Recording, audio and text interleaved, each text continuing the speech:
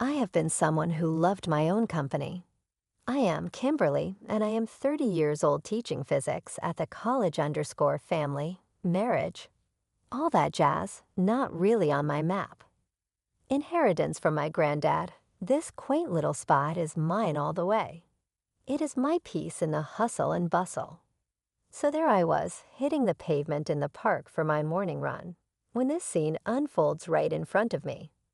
A guy not watching where he's going takes a spectacular dive, and his phone goes flying. The thing hits the ground and bam, it's a goner, shattered screen, bits everywhere, the whole 9 yards. He's cussing up a storm, face all twisted in frustration. Clearly, the phone's the least of his worries. Looks like he's about to tear his hair out. Great, just great, this is all I needed today, he groans, staring at the remains of his phone like it personally offended him. I slowed down, kind of hovering, not sure why. Maybe it's the look of utter defeat on his face. You need to borrow a phone? I ask, keeping it casual. He looks up, kind of surprised that someone is talking to him. Yeah, that'd be great, actually. Need to call my folks, tell them I botched up something important. I unhook my phone from my armband and hand it over. Don't sweat it, just make it quick. Yeah, sure. Thanks a ton, he says, and he's on the phone in a heartbeat, pacing a small circle as he talks. His voice is all polite now, a total switch from the cursing fit seconds ago. Listen, I've had a bit of a mishap. He's glancing at me. A silent plea for a bit more time. I nod, letting him know it's all right. Finishing up, he hands back my phone with a sheepish look. Thanks, I owe you one. I'm Jack, by the way. Kimberly, and forget about it. Just try not to smash it next time, yeah. I say, half joking. He chuckles, running a hand through his hair. Deal. I'll make it up to you. Coffee sometime. I raise an eyebrow.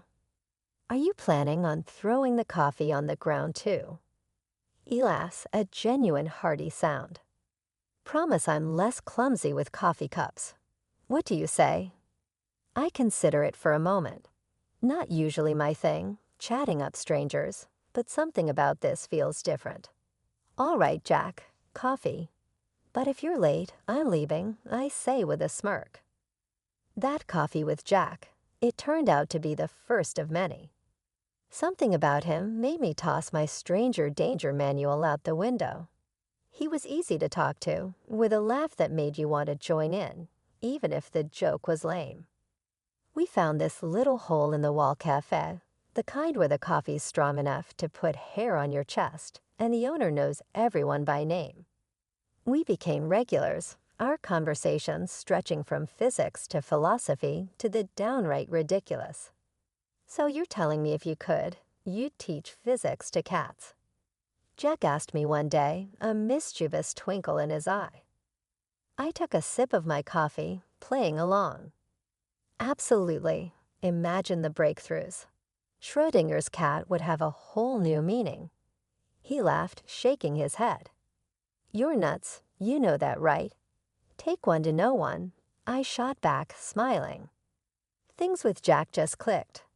It wasn't long before our coffee dates turned into dinner dates, movie nights, and lazy Sundays spent doing nothing together. It was easy, comfortable, and frighteningly quick. One evening, as we were closing down the cafe, with our lingering goodbyes, Jack turned serious. Something I'd come to learn meant he had something important on his mind. Kimberly, he started, hesitating a bit. We're great together, aren't we? I nodded, curious about where this was leading. Well, I was wondering, what do you think about making this a forever thing? My heart skipped. You mean like marriage? Yeah, marriage, he confirmed, his voice firm, but his eyes searching mine for any sign of hesitation. I paused, not because I doubted my feelings, but because the gravity of the decision weighed on me. Yet, looking into his hopeful eyes, I found my answer. Yes, Jack. Let's do it. Let's get married. The whirlwind that was our engagement sped by, and before I knew it, wedding bells were practically ringing in my ears. But there was this one little hiccup before we could say our I does. Jack's folks wanted to meet me. No biggie, right? Wrong. The meet and greet was at their place, which was fancy enough to make you think twice about where you sat. They were polite, but had this way of looking at you, like they were trying to read the fine print on your soul. So Kimberly, his dad starts, smooth like he's practiced this speech a few times. Jack tells us you're a teacher. Physics, was it? Yeah, that's right. I reply, keeping my tone friendly but guarded. And you live in that lovely little house by the park. Quite the inheritance. His mom chimes in, her eyes sharp, trying to pin me down. I just nod, sensing where this is heading, but not wanting to jump the gun. It's just that our Jack is quite the successful businessman, you know. We're just a tad concerned, no offense, dear, that some might be more interested in his financial stability. His dad says, dancing around the real accusation.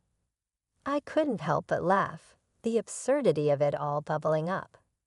Trust me, I've got my own thanks. Not here for a free ride. Their faces tighten, not expecting my blunt honesty. Or maybe they did, and it was all part of the test. Well, in that case, his mom says, pulling out this document from nowhere, we'd feel more at ease if you two considered a prenuptial agreement. Sure, I shrugged, taking the paper. Makes sense to me. I like knowing where I stand. Plus, my house isn't up for grabs. Their surprise was almost worth the awkward tension. I guess they weren't used to straightforward answers. Jack seemed relieved, squeezing my hand under the table like he was saying thanks for not bolting. So we signed their precious prenup, sealing the deal that what's mine is mine, and what's his is his.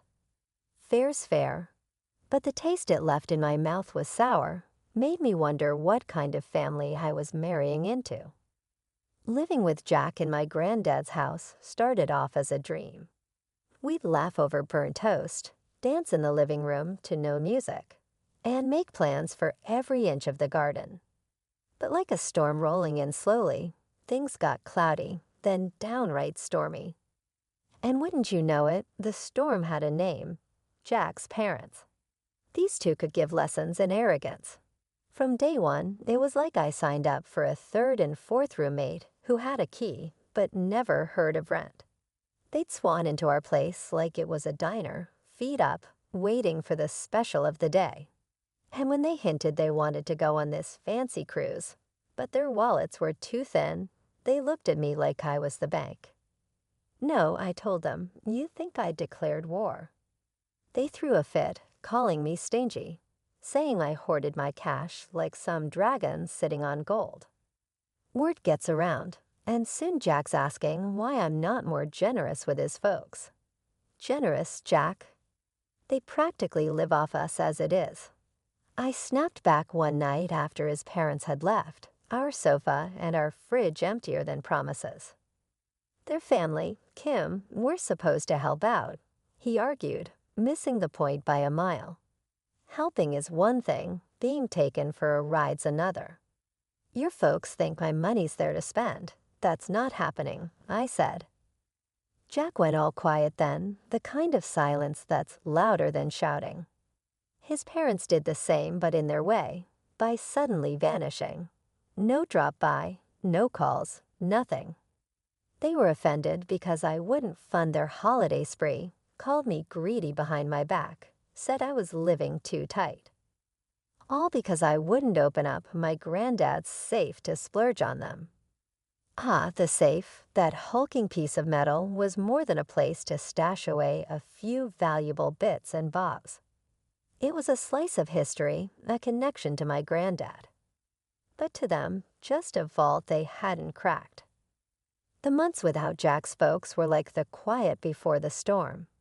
It was a Tuesday, the kind of day you don't expect anything out of the ordinary.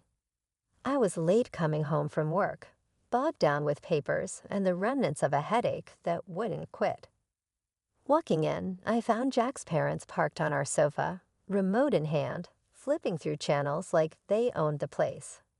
Evening, I managed, trying to keep the edge out of my voice. "Oh, there she is.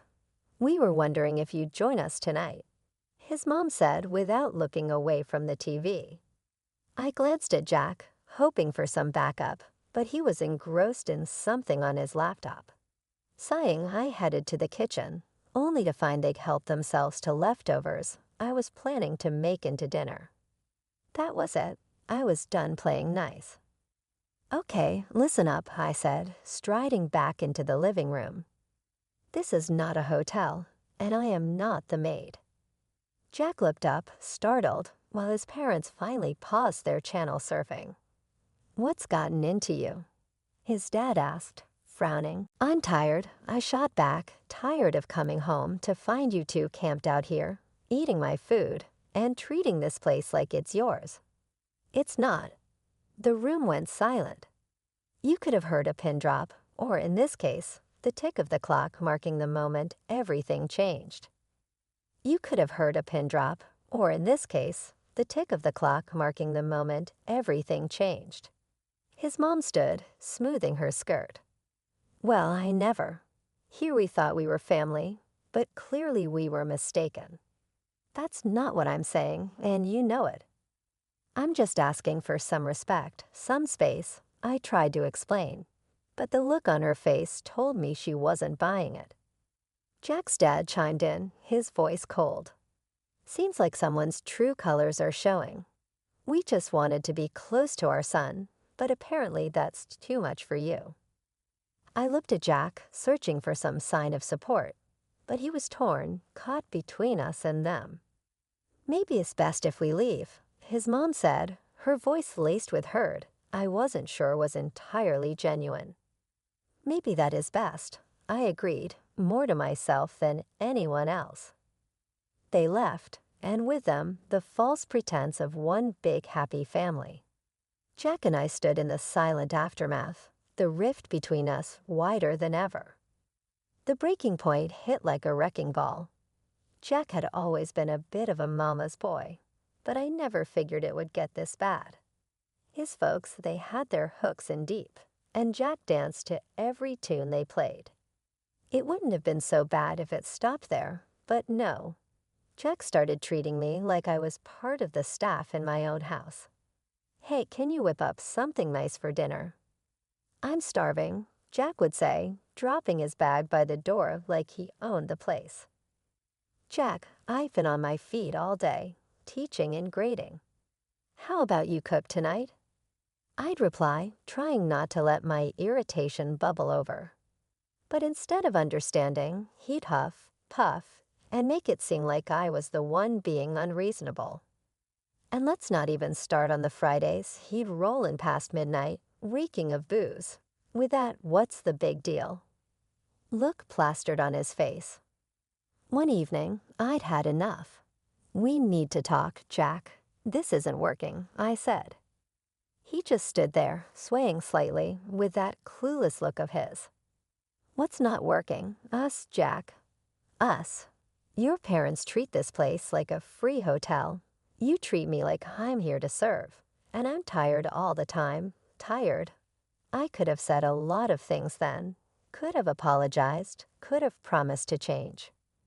But no, he got all defensive, as if I was attacking him out of the blue. "That's not fair, Kim. You knew what my family was like," he shot back. "Yeah, and I thought I was marrying you, not signing up to be the family doormat," I snapped. That was the moment when the last thread snapped. We looked at each other, really looked, and saw the chasm between us, too wide to bridge, too deep to fill. I think we should get a divorce," I said, the words tasting bitter. Jack's reaction was a mixture of shock and relief. It was clear this had been a long time coming for both of us. But when he told his folks, the glee in their voices was something else. "We always knew she wasn't right for you, son. Good riddance, and thank heavens for that prenup. His mom had chirped over speakerphone, her voice a little too loud, a little too cheerful. Jack packed his bags that night, his movements mechanical. There was no dramatic goodbye, no tearful plea for reconsideration. Just the soft zip of a suitcase and the click of a door. Life's funny, you know. Just when you think you've hit rock bottom, fate throws you a curveball. For me, that curveball was a lottery ticket, a last-minute buy on a whim, because hey, why not? My life was already a mess. Might as well throw a couple of bucks at a dream. The morning I found out I won, it was like any other, except my phone wouldn't stop buzzing. I thought it was a mistake, a practical joke maybe. But no, there it was. My ticket, my numbers staring back at me from the screen, winners through and through. So there I was, staring at the lottery ticket in my hand, the kind of stunned where you can't decide if you want to laugh or cry. $3 million. It felt like a joke, considering the mess my life was at that moment. Divorce papers not yet signed, and my soon-to-be ex and his folks were nothing but a headache I couldn't shake. The universe must have a sense of humor, because the next thing I know, Jack's car pulls up, him and his folks all smiles and fake warmth. They come barging into my place like it's some family reunion. "Kim, darling, we heard the news." What a blessing, his mom starts, laying it on thick. "Let's put all this unpleasantness behind us, H. We're family." Jack chimes in, all hopeful. "Yeah, babe, think about it. We can start fresh, really make a go of it this time." I couldn't help it. I laughed, not the happy kind, but the kind that's sharp around the edges. Start fresh with what? Your folks running the show? No thanks, I'm good. Then Jack, oh Jack, he gets this look like he's been wronged, and says, "Come on, Kim, that's cold. You know I deserve half of that money. It's only fair." Fair? Let's talk about fair, Jack. You and your parents treating me in my place like some kind of free-for-all, and now you want half of my win. Not happening. His face went all kinds of red, anger, embarrassment, take your pick. His parents, too, looked like they'd swallowed lemons, all puckered and sour.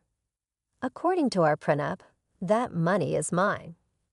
All mine. You got that? I said, holding his gaze, feeling a kind of power I hadn't felt in a long time. He sputtered, looking to his folks for backup, but I wasn't done. "And just so we're clear, this ticket," I waved it in the air before sliding it into my safe, "is staying right here under reliable protection." Their eyes, oh man, their eyes were like cartoon characters, almost popping out of their heads. It would have been funny if it wasn't so pathetic. Jack tried to argue more, but I cut him off. "No, Jack, it's over.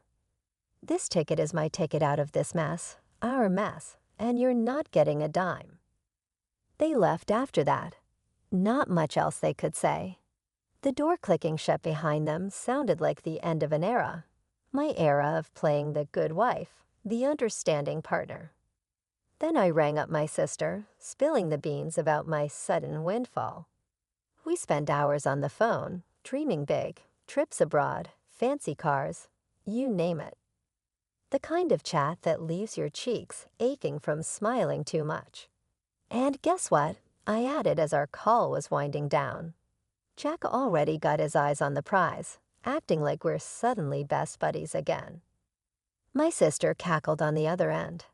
"You'd better hide that ticket somewhere Fort Knox couldn't crack, especially from those vultures." I laughed. "Oh please, I've got it, all under control. It's tucked away nice and safe." Fast forward a week, and I'm jetting off to a teaching conference, my mind a whirlwind of lectures and potential networking. Not once did I suspect what was brewing back home. Coming back to an empty space where my granddad's hefty safe used to sit, you'd think I'd freak out. But no, I just burst out laughing, knowing Jack and his folks. I had a hunch about who the culprits were. Sure enough, as the sun dipped and the evening rolled in, Jack's frantic voice came blaring through my phone. "Kim, you need to fix this now." He was practically shrieking. "Fix what, Jack?" "The fact that you and your parents are a bunch of Keystone cops." I couldn't help the snark. "It's not funny. We're at the police station. They think we tried to steal the lottery ticket." His voice was a mix of panic and disbelief. "The ticket? Oh, that precious piece of paper. Except the real kicker. The one in the safe was a decoy, a copy I'd made just for kicks. The real deal was with me, secure in my purse." The image of them huddled around my granddad's old safe, visions of dollar signs in their eyes only to find a worthless piece of paper, was too good. I held with laughter, the sound echoing off my empty walls. You mean to tell me you stole my safe for a fake ticket?" I managed between fits of laughter. There was silence, then a muffled curse. "You can't do this to us, Kim. It's not right." "Right, Jack.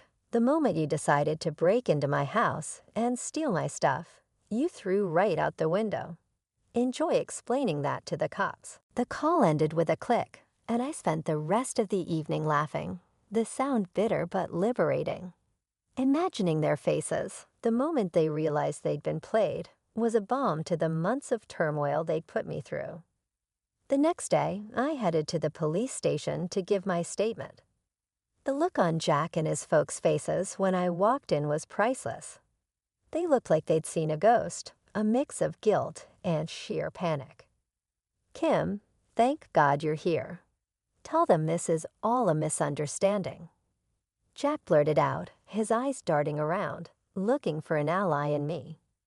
I just stared at him, letting the silence hang heavy for a moment. A misunderstanding? Is that what we're calling breaking and entering these days? His parents started in on their spiel, tripping over their words, trying to paint themselves as victims of circumstance. It would have been comical if it weren't so pathetic. "Listen, I only came here to make things right," I said, cutting through their babble. Jack perked up, a glimmer of hope in his eyes. "So you'll help us?" I nodded, reaching into my bag. "Yes, by giving this to the officers." I pulled out the real lottery ticket, the legitimate claim to my winnings, and handed it over to the police officer standing by. Jack and his parents gasped, their faces going from hopeful to horrified in a split second. "That's the real ticket.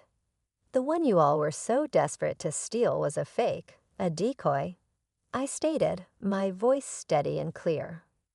The officer took the ticket, looking between it and me. "This will certainly help clear things up," he said, noting down something in his notebook. "But why? Why would you trick us like that?" Jack's mom wailed, looking every bit the part of the wronged party. "Why? Maybe because breaking into someone's house and stealing is wrong." "You brought this on yourselves," I retorted, my patience wearing thin. Jack stood there, mouth agape as the realization sank in. "So what now? Are we going to jail?" "That's not for me to decide," I said, turning to leave. "But maybe next time you'll think twice before betraying someone who trusted you." After the whole debacle with the fake lottery ticket and the stolen safe, things moved quickly. The cops had enough to open a criminal case against Jack and his folks for breaking and entering, not to mention attempted theft. It was a mess, but a part of me felt vindicated seeing them finally face some consequences for their actions. The divorce papers came through not long after. Signing them felt like lifting a massive weight off my shoulders. It was official. I was free from Jack and all the drama that came with him. And the best part, I got my granddad's safe back.